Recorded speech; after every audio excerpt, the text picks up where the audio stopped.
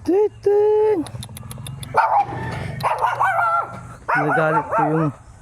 Nagalit po yung aso nang dumaan po ako. Ayan po. Palapit na po ako sa aking tinitirhan na bahay. Nandito na tayo sa kagubatan. Gubat pa ba ito? Ayan po. Papasok ka. Kailangan talaga natin ma-exercise kasi ito matanda na tayo. Kailangan natin yung blood vessel natin na circulate po siya.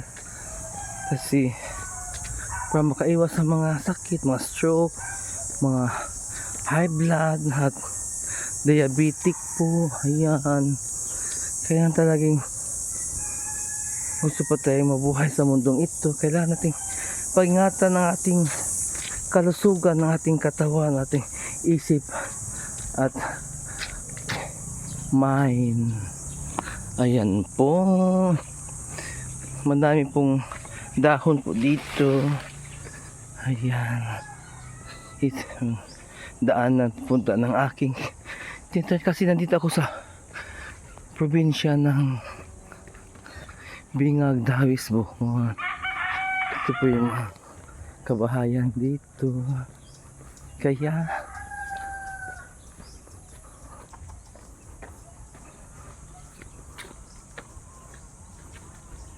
ang cute po ng bahay nila.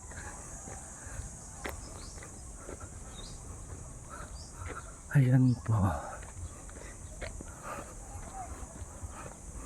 Kaya shout out sa lahat ng aking mga ka-simbolit, sa founder namin na si Nathaniel Grappy,